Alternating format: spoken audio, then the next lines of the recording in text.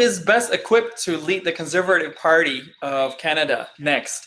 How are Canadian Muslims involved in electing the new leader for the Conservative Party? And is the Conservative Party platform and culture inherently exclusive and inherently Islamophobic? Assalamu alaikum wa rahmatullahi wa barakatuh. This is Taha Ghayur, your show host on Canada Today, which is running live on Muslim Network TV. Today, I'm excited to speak with two wonderful community developers offering their experience and perspectives on some very important topic that is very relevant to, of course, all Canadians and Canadian Muslims as well. As you are aware, we are approaching barely a week away, actually, before the Conservative Party leadership election takes place. So within a week's time, we're going to have a new leader leading the Conservative Party. All the pressure is on right now on the 4 qualified candidates. Today, we'll be talking about why this race matters, why this race is pretty close, and what kinds of obstacles Canadian voters can expect during, given this, of course, pandemic leadership election within the Conservative Party, and how are Canadian Muslim voters gearing up, and how are they faring in this party election? So we'll start off with a wonderful guest we have today, starting with Urs Heer. Urs Heer is an advisor, stakeholder, and government relations professional for the city of Brampton. Her lengthy professional career has included community and diversity outreach roles for Member of Parliament Kyle Seaback, Patrick Brown, the Ontario Legislature, and other stakeholders. As a Pakistani-Canadian community activist, she has been involved in politics since growing up in Hamilton. Urs is known for her far-reaching community and interfaith work with numerous not-for-profit and faith-based organizations. Urs joined Conservative Party in 2012 while working at her local federal MP's office, including as national outreach lead for Michael Chong. She's also done campaign work and outreach across all provincial, regional, and municipal levels of government. Welcome, Urs. Thank you for being here today with us. Thank you very much for having me. You're welcome. Next, I'm happy to introduce Mustafa Mund. Mustafa is a director of contract management at Bruce Power, and he was previously a management consultant for Southern Cross and a senior manager at Infrastructure Ontario. Mustafa has extensive general election experience for both members of provincial and federal leadership. Since the 2015 federal campaign, the Canadian Muslim vote has been fortunate to benefit from his commitment to the civic engagement. He is one of the dedicated Canadian Muslim vote team members, or TCMV team members, as it is known. You have seen him advocating to get out the vote campaigns by educating others about the impact of community and civic engagement. Mustafa currently volunteers with the leadership team to oversee the Canadian Muslim Vote's mission and direction. Welcome, Mustafa, to Canada Today again. Thank you, Taha. Thank you. Well, Urs and Mustafa, we're going to spend some time over the next few minutes to talk about the Conservative Party election on the loom. And we want to understand from your perspective, what's at stake here. We want to hear a little bit about your own personal journey and also your perspectives on really about the party or leadership platforms. So we're going to start off with Urs. Urs, please help our viewers understand your professional history and your background. When it comes to supporting political candidates, you have been part of several campaigns over the past few years. You've been involved quite politically since your youth, actually. So how did this journey to political engagement, evolve and up to this point for you? So I know you mentioned Hamilton. So I started off actually just being interested in political leadership, and I think at a young age I interviewed the Hamilton mayor, and then that just kind of started my political interest. I had been involved in community work for a while, and over the years I realized that you can't really make change or impact anything positive unless you engage politicians and are involved in politics. So that was sort of more the beginning of how I became involved. The journey actually didn't start with the Conservatives. It actually started with the NDPs when my friend was running, and I thought, okay, well, let me just support her in her run. She was also an activist, a community activist, and so that kind of kick-started my involvement. Later, the person who was running in our local riding, being a Liberal, was had reached out asking for help, and I thought, okay, well, this is it's good to be involved in local campaigns, and so I became involved in that campaign as well, and then did a few years of working in the Liberal Party, and then in the riding association as well. So I always believe like it's more than just voting. You have to be involved. So helping out in campaigns. That's sort of how I got started. And then my local leadership was a Conservative MP, and who had invited me to join his office, being involved in community. He said, I know you're NDP, Liberal, maybe even Green Party, but I'd love to have someone who works with community, helping community in my office. So there was no real commitment to the Conservatives at that point, but I thought, okay, this is a good opportunity to help, and also aligning with my goals of helping in the community. That's how it started. And then I just eventually thought, you know what, I think this is where I want to land and want to remain. A lot of the Muslims are Liberals and NDPs, and we didn't have a lot of Muslims in the Conservative Party, and so I looked at it as an opportunity to be involved and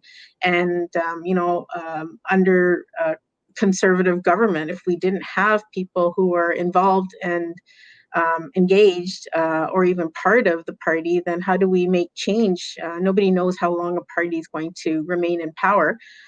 So whatever amount that time is, it's just not healthy for us to not have a place at the table. So that's how I became involved. I started getting involved in the party, started lobbying for Muslim issues and a presence in the Muslim community, and then continued on. And here we are today after working on a number of leadership campaigns, political campaigns.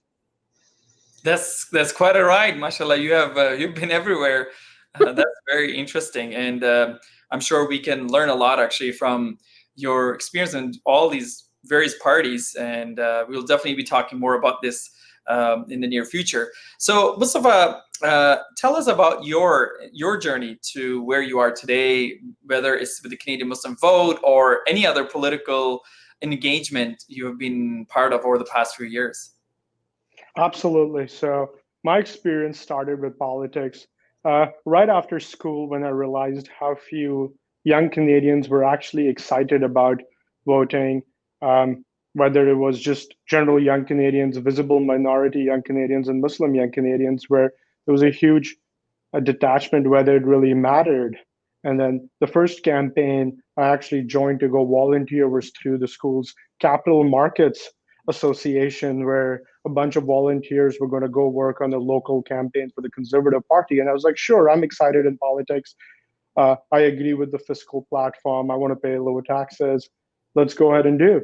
And when I started knocking doors for my first campaign, it was one of the suburbs of Toronto, and just knocking doors at Conservative candidates, I realized how much ignorance not only the general Canadians had about the importance of voting, how much ignorance the general Conservative felt about a Muslim being a member of the Conservative Party, a Muslim. I was being asked more questions about my faith than I was being even asked about the Conservative Party. They were shocked to see Muslims and conservatives, Muslims, about my family, about my sisters, about my mom, about my dad, how much freedoms they had. And I was just, the amount of ignorance which lied. And I was like, this is my responsibility as a Canadian, where a couple of 100 feet away from my house, people have questions about our faith they don't even know. So that was just starting in the Conservative Party, became a member, started donating money to different campaigns, became a member of the Albany Club. And then I was fortunate enough in early 2015 to be connected with some of the folks who had just founded Canadian Muslim Vote. And I was like, this is exactly what I want to know. Why are Muslims not voting? And there was a lot of research done where historically Muslims have voted in the 40 to 45% range, whereas where the general average Muslims or average Canadian was voting in the 60% range, and some other faith-based communities were voting in the 80% range. And I was like, this makes a lot of sense. Muslims are disenfranchised. Our leaders don't know enough about Muslims or care enough about Muslims because we don't go out and vote. And this gap needs to be filled. And that was literally the mission of the Canadian Muslim Vote, was to educate the community about the importance of voting and helping them to go out and vote. Whichever party you voted for, you had to go and vote. And around the 2015 time period, there was a lot of anger within the community about the Conservative Party actions. And people were like, why are they not caring? And one of the reasons we felt it was because we didn't go out and vote, we didn't volunteer, we didn't donate.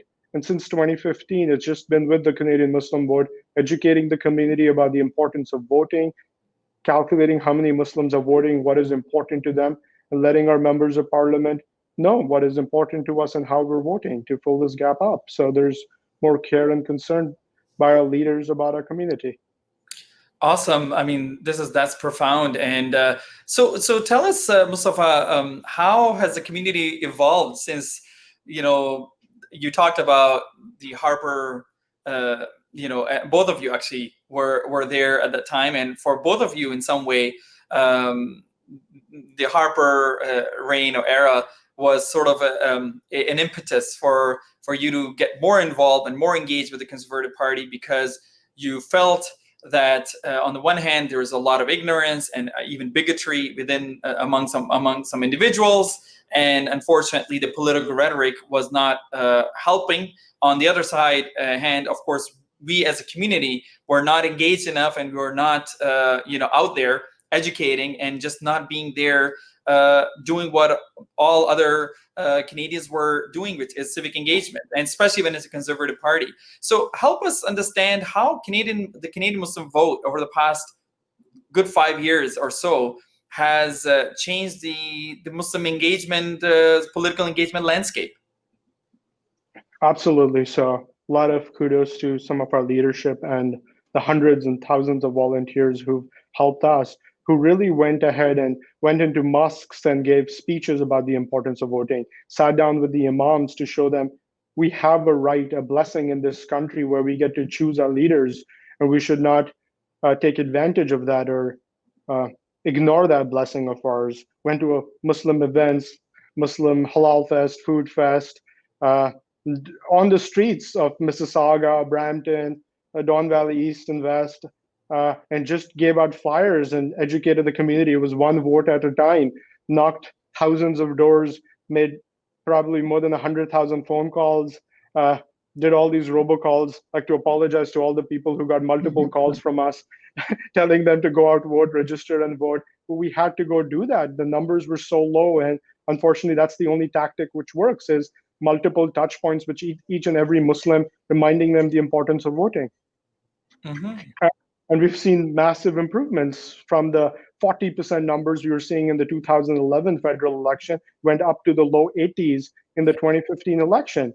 And that was all because the community realized. A lot of it was due to the community's anger with the policies of the Harper government, but there was still a lot about, there were questions we were asked in the beginning whether it was halal to vote or not. Mm-hmm. And we actually had to go to the Imam Council of Ontario and a bunch of things and said, no, there is no doubt about it. There is no religious right that you cannot do this. Everybody needs to go ahead and do it. So awesome. No, this is phenomenal success story, of course. Urs, I wanted to come back to the Conservative Party and your engagement there, or engagement of Conservative Party and Muslim community. You know, as we know, over the past 10 years, especially over the past decade or so, the Liberal Party has done an incredible job of building relations with the meaningful relations with the Muslim community, Canadian Muslim community. You know, we are over 1 million or so Muslims, actually now, you know, even significantly more. This is older data, of course, we're saying about 1 million or so. They've done an amazing job of doing that, and really representation that you see of racialized communities is far, far better than any other organization or any other party. The fact that you have 12 or so MPs who identify themselves Muslims speaks volumes.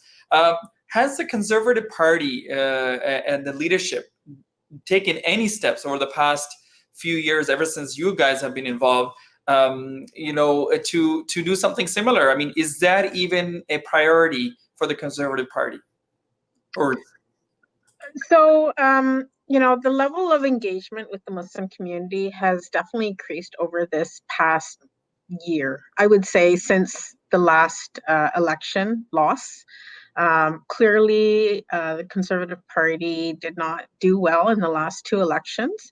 And, you know, some of it has been attributed to the platforms, actually, you know, with its anti-immigration policy, two-tiered citizenship, some of the candidates who were running and, you know, portraying this very, very right-wing party, intolerant party, to diversity, etc. I think a lot of it had made the party leadership think differently about the Muslim community and engagement.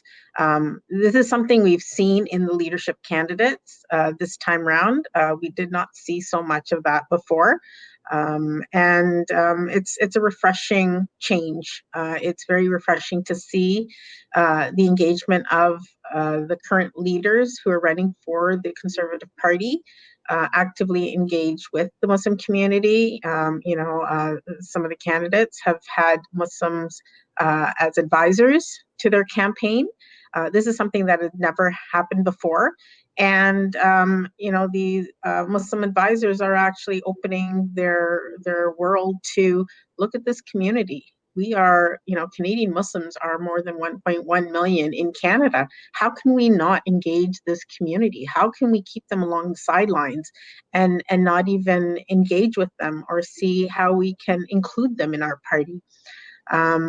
You know, many Muslims are involved in the Liberal Party, and that's because of leadership within the community who has also reached out, also because of, you know, the leader who has connections to the Muslim community. I think the Conservative Party has realized that we need to be a big tent. We need to engage with the Muslim community. And, you know, naturally, I've heard imams say this all the time, that, you know, the Muslims are conservatives in value. We believe in conservative values, but yet the party hasn't been able to connect with the community because of divisive issues. You know, so there is more of a reach out. You know, I wanna mention some names. You know, we have Senator Salma, who is a Muslim senator in the Conservative Party, and you know, she has led a lot of our interactions and engagements within the community. We have Muslim leaders like Ahmed Atiyah, who has led as an advisor and connected community leaders. Heard, you know, the party leaders have heard from our community, and, you know, especially on issues of the 2015 election, how divisive that was, how, you know, how that really hurt the image of the Conservative Party. It's hurt it quite deep. You know, a lot of people are not willing to forget that, and so the party leadership has been doing a lot to try to mend mend that hurt. And I know Peter MacKay has even offered an apology. He wasn't part of the 2015 election, but he has apologized for Islamophobic remarks, Islamophobic sentiments. Those are welcoming things to hear. I was involved in the Conservative Convention immediately after the loss of the 2015 election, and I spoke up. So I spoke up and said that this campaign was very anti-Islamic, Islamophobic, and it hurt our community. And this was a convention where there were hardly any Muslims. I almost feel like I was the only Muslim, but there might have been a few others. This was something that needed to be said because, they were asking for feedback as far as, okay, well, let's look at what went wrong in the 2015 campaign. So I stood up, I offered my feedback and said, you know what, this is one of the reasons you lost a lot of community votes because of this. And, it made national news and, I got attacked left, right, and center, supported by some too. But it was really meant to help the party learn from its past mistakes and move forward. And move forward is what we did.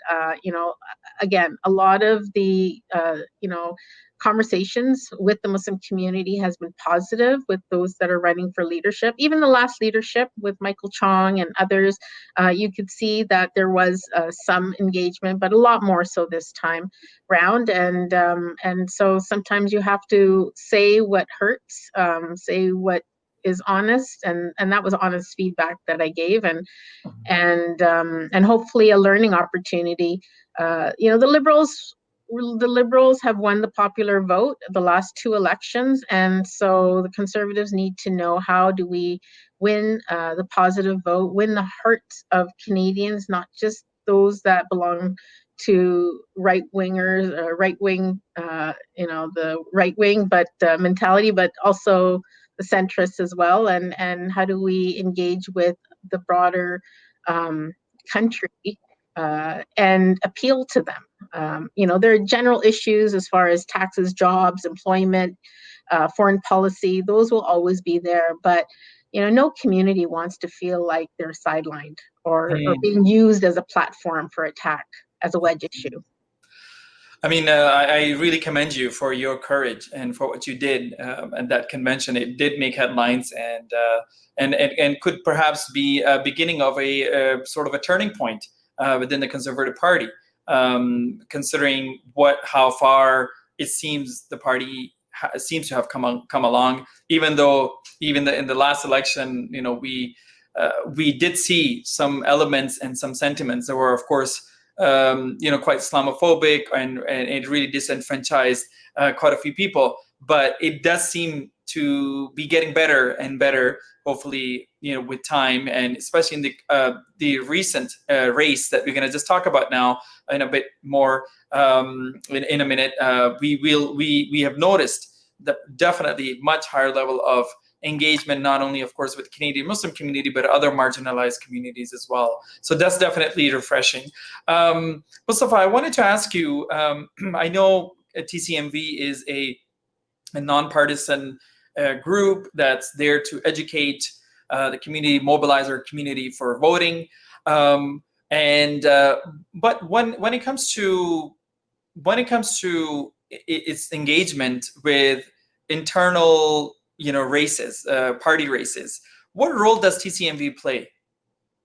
So we take a role of educating the community about a couple of aspects. One is the process of how the next leader is going to be selected. Not a lot of people know about that, about ranked ballot, point system per each riding, how that's all calculated, how the fourth and third are eliminated as the points are selected, as well as educating the community about the different platforms of the different leadership candidates.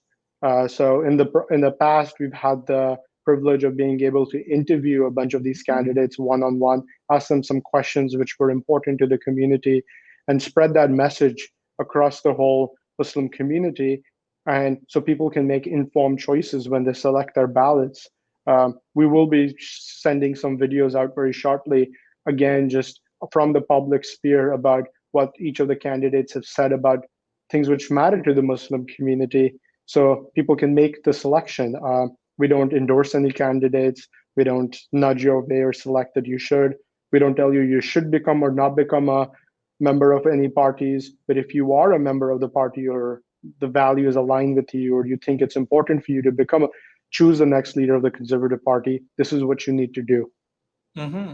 Well, I mean, just building on that, the 2015, even actually, sorry, the last federal election, the Canadian Muslim Vote identified the top 3 issues within the Muslim community that Muslims care about, the Canadian Muslim community cares about, the Muslim voters care about.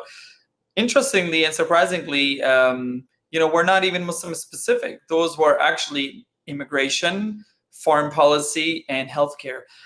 So these are not Muslim issues. These are Canadian issues that we should all be concerned about.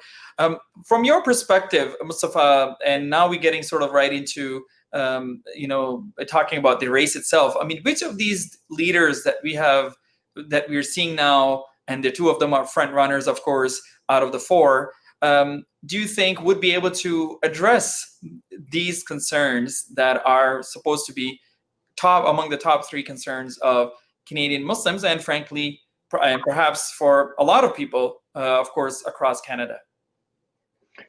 So absolutely. So there is some historical context to it. In the last leadership election, there were a lot of concerns about a certain candidate and her views on immigration and Canadian values test.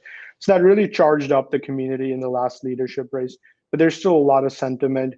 A lot of the community sees immigration as a really important aspect of having friends, family, loved ones in other countries, have a moral obligation, a lot of empathy for them to be able to come and enjoy the various benefits, as me and you do living in Canada.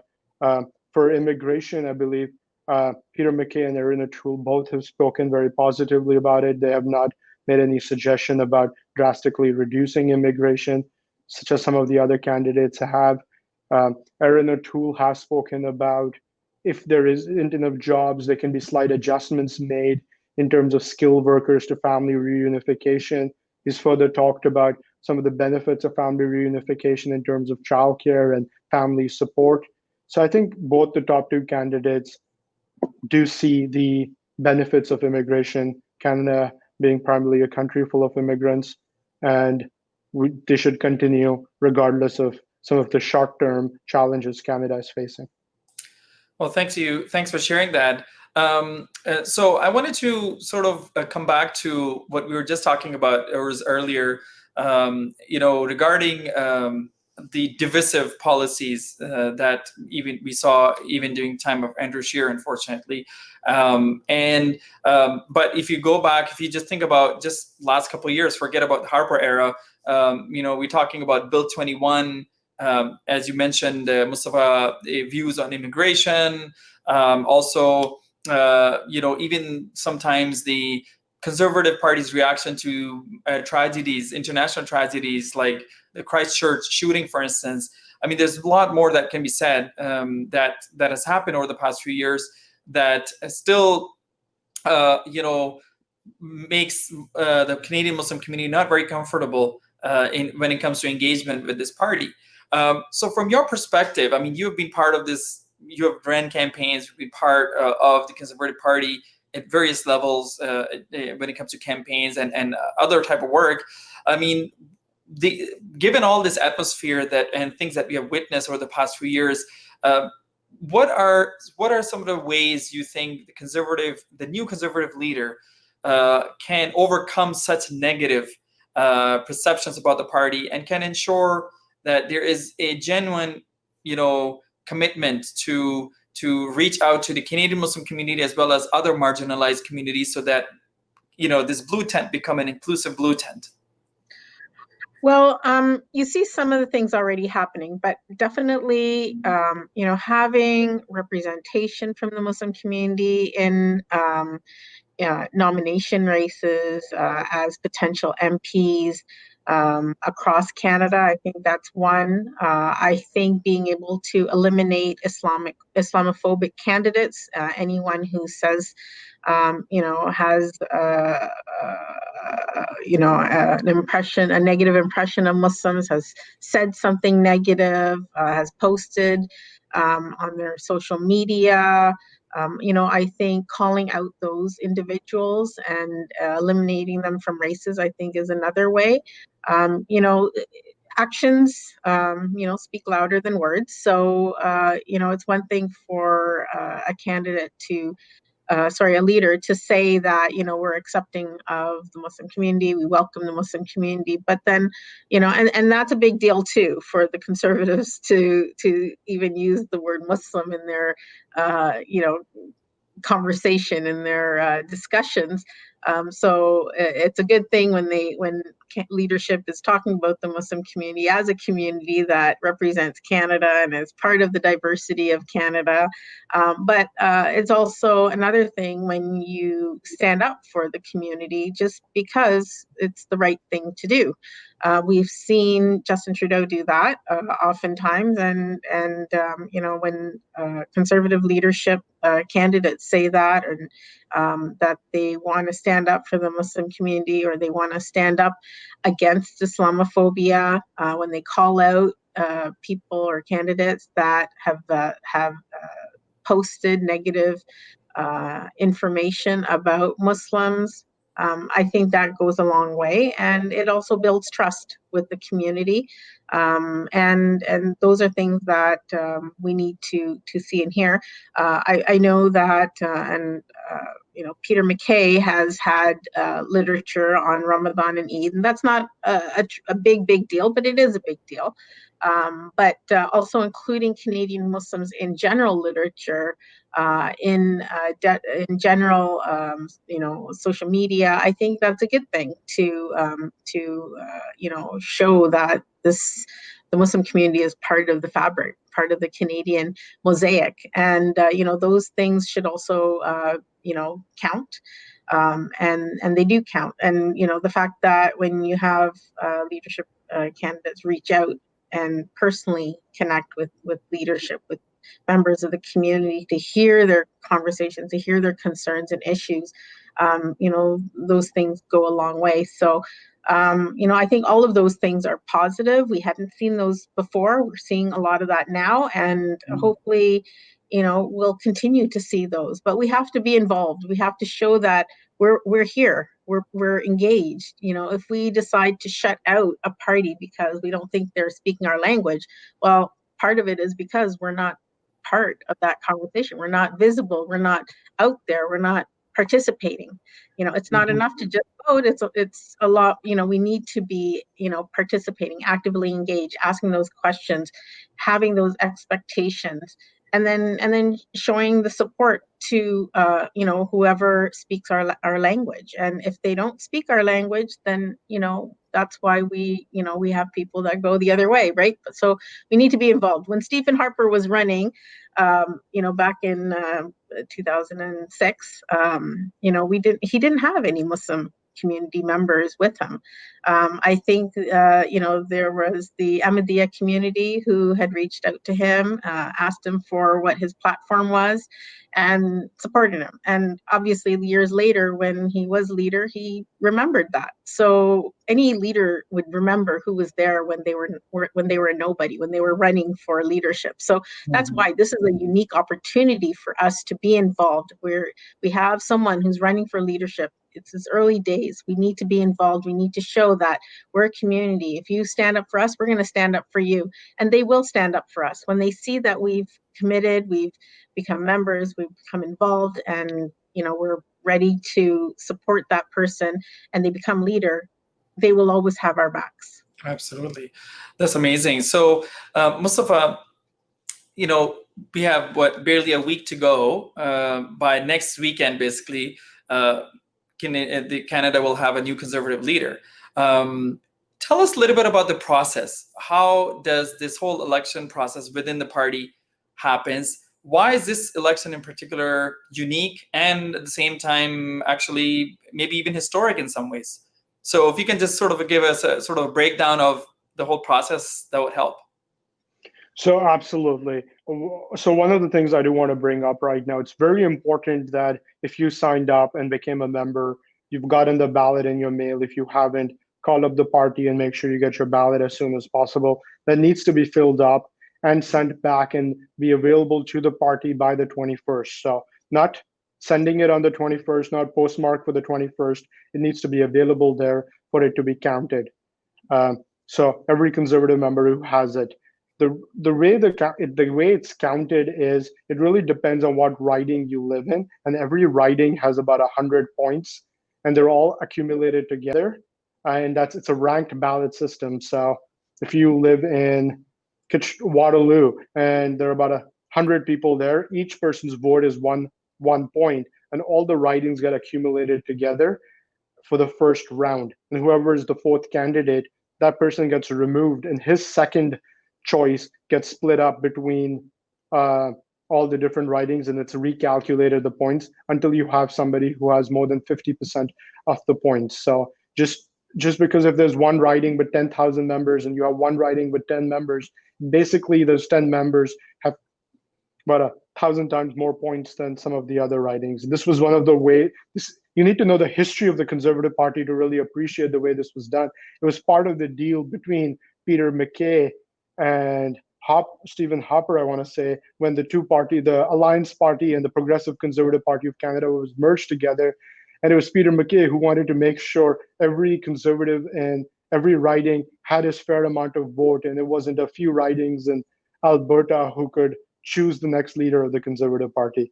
The reason this one's interesting is there is a real chance whoever becomes a leader on the August 21st or 22nd, whenever they decide to announce it, could be the next Prime Minister of Canada.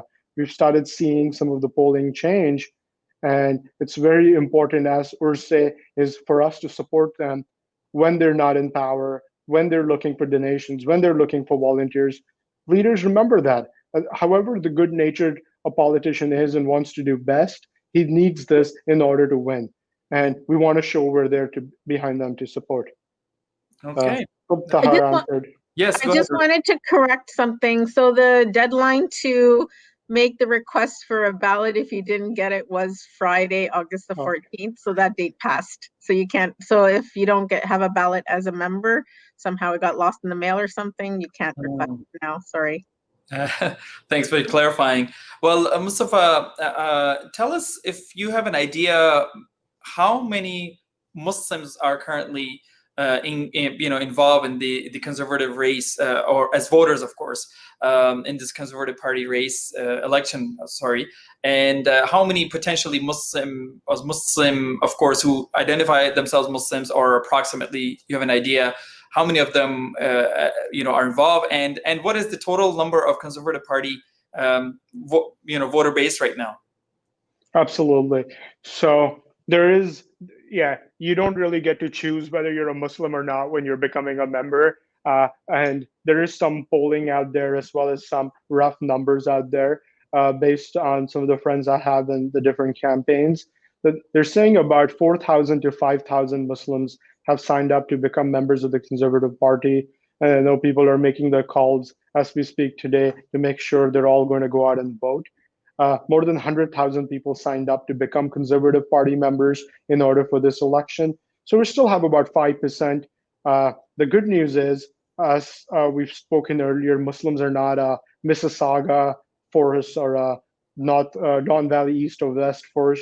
Muslims have become quite a strong part of the population in 100+ ridings. So they can have an impact on the next leadership depending on how they go ahead and vote. Mm-hmm. Excellent. Thank you for sharing that. That's amazing. And that's a good, these are good numbers to, even if they are not official numbers, good to have these numbers. So if I were to ask you, what are some of the, if we were to look at the two front runners now, or we'll ask you maybe first, I want to ask you, what are some positives you see in Peter MacKay, and what are some positives you see in Erin O'Toole? And then, we'll ask you, or is the same, Mustafa, the same thing?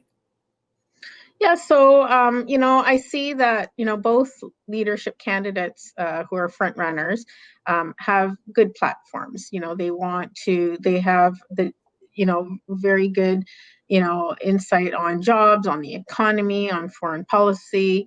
Being able to be a leader on the global sphere, being able to create jobs. At the end of the day, aside from our Muslim specific issues, we need these general issues. We need these general issues to be addressed, and we need to be strong as a country, as an economy. If we don't have jobs, then it doesn't matter which leader you have, whether he's your choice or not your choice. But if we have good jobs, then that's going to be healthy for us. That's going to help us live as prosperous Canadians. So if we don't have jobs out there, then that's not going to work for Canadians. So having jobs and having a plan for jobs is definitely something that is being addressed. I know with the COVID situation how we respond to some of the changes that have happened because of COVID, some of the ways that Canadians have been helped during COVID. And how do we build for a strong country going forward? Those are important. You've seen some of those in the platforms as well, mentioned in the respective platforms. Climate, addressing climate change, I think is also something that's been addressed, and that is something that is also important. We as Muslims care about our environment, and so how we're treating the environment is important. Trade missions, being able to be strong players on the global front. If we present Canada as a strong economy, then we're attractive to world investments, and that creates jobs here locally. It creates our economic strength, and that's what we need. We need those things to be addressed. Foreign policy, very important. To the hearts of many, and especially the Muslim community, how we're viewed on the international sphere, and how we address issues, especially around the Middle East. Middle East is very important to Muslims, and what is the place of Palestinians, and what is the commitment to Israel. Those are always important issues for Muslims. It may not be the top issue, but for sure, I mean, for anyone who's living here, they have they have their interest in global politics. At the end, I think we see messages around what kind of a Canada we want to see for ourselves, but also for our children and grandchildren. So what is going to be the state of Canada in the next 5, 10, 20, 50 years? That's important.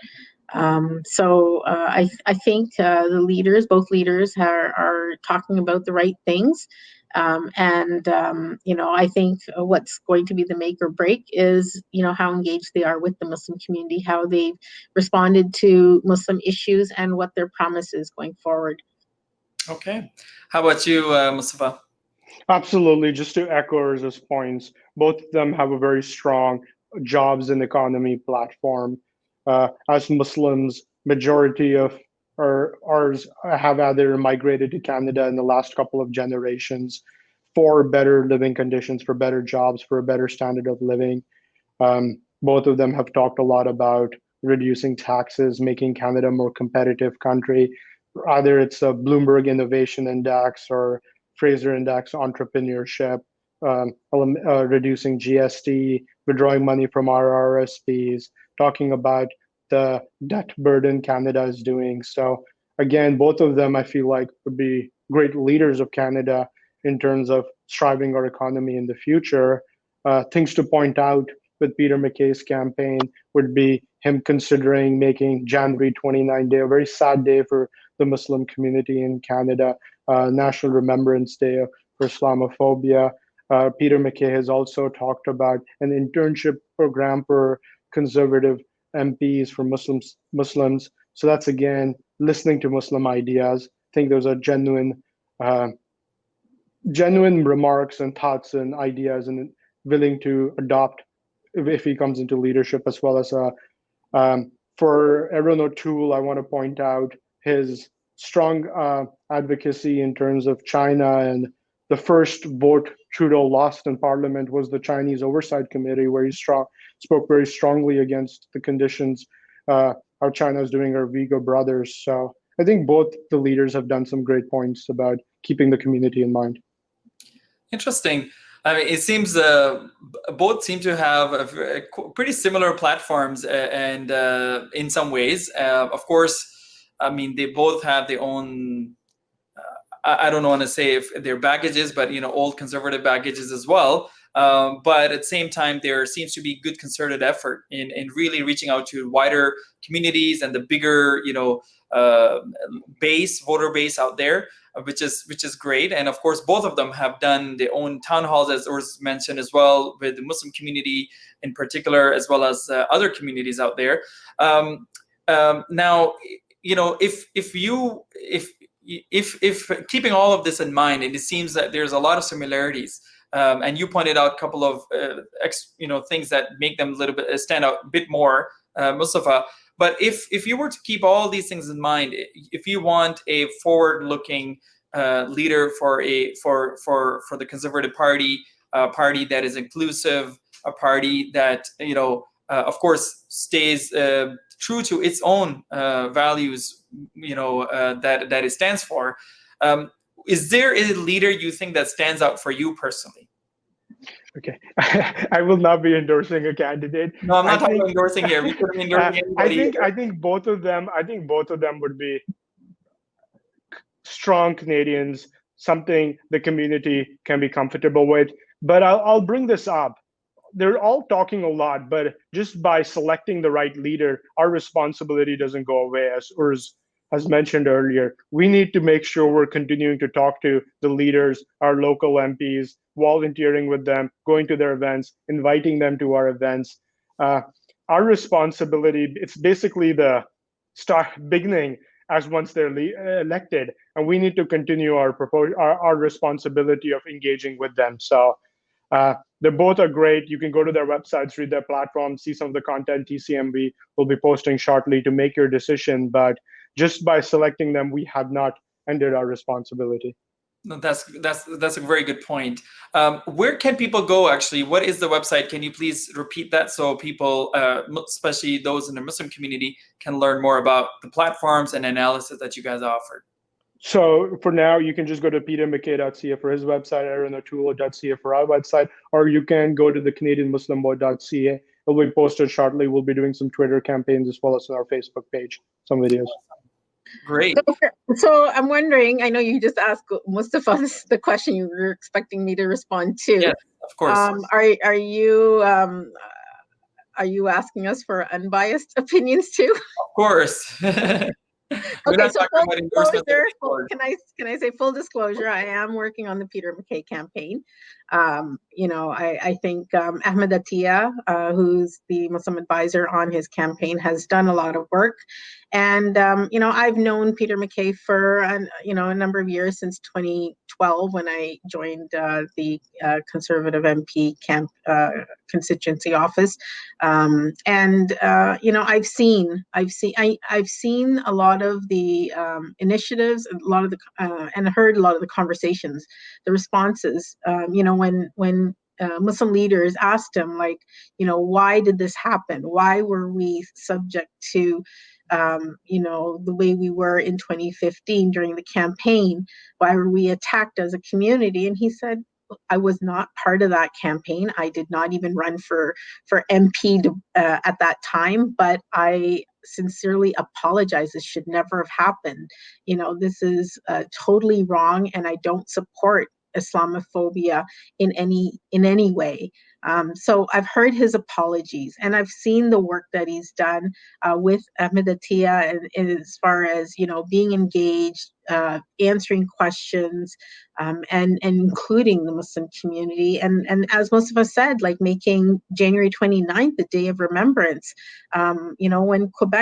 When that Quebec shooting happened, it was a sad day for the Muslims, everywhere. And so, that commitment speaks out, for me, as an action, in addition to the words. So, and his background, he is very, in my opinion, he's very prime ministerial. I think he is the one who actually has a chance to lead, and actually change the party, which is what the party needs right now. The party needs to change. And so there's a lot of hope that he is a strong person who can actually bring about that change, be inclusive, and actually, be the party that Canadians can feel proud of, and even Muslims should be able to feel proud of, when it's inclusive, the way he has envisioned. So I just wanted to add my unbiased. No, that's great. As long as this is of course, your personal, perspective, and it's great to hear that, because, that's what everybody has to have a strong reason for what they're doing and why they're doing, and then I'm glad you found that, and then I think that will help others as well. So thank you for sharing that. As we I actually have one more point. Sorry, just Yeah. the importance of the Muslim community to also see their role in this race. So for those who signed up as members, thank you. It is important for us to be involved in every party. When NDP had Jagmeet Singh running, everyone voted. He had his community, who may have been conservative at one point, may have been liberal members at another point, become NDP members. And they became members and they voted for him as the leader. The same way, we need to be involved in all parties. You may like, one party more than another, but, there are a lot of people that are kind of like, okay, you know what? Why don't we be involved? And this is how you be involved, become members and actually vote. So for those members who have received ballots in the mail, and, may feel like, oh, you know what? I don't know if I'm going to vote. You have to vote. You have to be involved, and it's nothing. The postage is paid. Circle that your choice, put that in the mail and send it out, because that's your involvement. That's your role, and we have to be involved in the political process. Awesome. And this was actually one of my last questions to you guys. So thank you for answering that. So I'll ask one last question to both of you as we conclude. And that is, what are top 3 things that you think a new leader of Conservative Party would have to do, regardless of who he is, in this point, to become a person who is going to be all inclusive, a person who is going to have a wider, more generous, and more inclusive blue tent under him or her. In this case, probably under him. I know, Urs, you already spoke a little bit about it, but if there are top 3 things that he would, as soon as he's elected, should be doing, what would be those top 3 things would be? I'll start with Mustafa and then Urs. Absolutely. So just to clarify, you're talking about once they're the leader or once they become the prime minister? I'm talking about the leader here, the party leader. I think messaging goes a long way. Some of the things different campaigns have talked about, whether it's Peter MacKay, show the Muslims you are continuing to hear them, continuing to echo some of their concerns about what you've heard around in the town halls, whether it's the importance of Islamophobia, the safety of our worship spaces, whether it's about making sure there are opportunities for Muslims in the different internships and the campaign writings, continue to speak loudly about the treatment of Muslims in whether it's Kashmir, India, China, the Middle East. Continue to make sure you haven't forgotten them. That goes a long way. Mm-hmm. Okay. How about you, Urs? Well, I think just as Mustafa said, being out there, meeting and thanking the community. So all the different communities who were there with him leading up to his leadership, once he wins, he or she, I mean, Leslin is also a Of course. possibility too, but, once they win, they have to be there with the communities, thanking them. Like, do not forget the communities who got you to where you are. So that's one thing. The second thing is start including members of those communities on your team. So now that once the leader is elected, and now the work has begun to start promoting the Conservatives leading up to the next election, you need to build your team. Your big tent team includes all of those people who were there helping you along the way. And number three is ensure that there are slots available for Muslim representation. I'm speaking about our community, but we need to have Muslim candidates all across the country who, I'm not saying all 333, but I'm saying like there should be a significant percentage of candidates who are able to represent as MPs so that once elected, we also have a number of Muslims who reflect the diversity of the country. Just like the Liberals have, we should also have that representation across the country. Good candidates who lead the community, we should have people representing. Awesome. Thank you, both of you. Thank you, Mustafa. Thank you, Urs, for your time and willingness to highlight some very critical, concerns and your perspectives, of course, regarding the upcoming Conservative Party leadership election. That was very insightful, considering that a lot of our community is not even aware of perhaps of this election that is happening. And so thank you so much for your time, and we look forward to hearing more from you over the next few weeks and months to come when it comes to not only topics like these, but a lot more things that are related to, of course, Canadian Muslim engagement, Canadian Muslim political engagement in particular. So thank you once again, both of you, for being on our show today. Thank you so much, Taha. Appreciate it.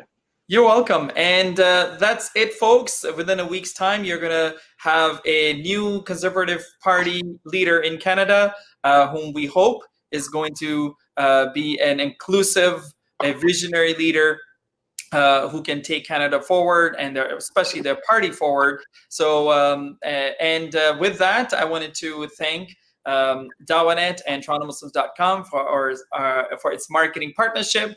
Want to thank you, all our viewers, for listening to us. And if you have any feedback or any ideas and thoughts, or even story ideas, feel free to reach out to us. Once again, this is Taha Ghayur on Canada Today. You're watching Muslim Network TV. Assalamu alaikum wa rahmatullah. Peace be with you.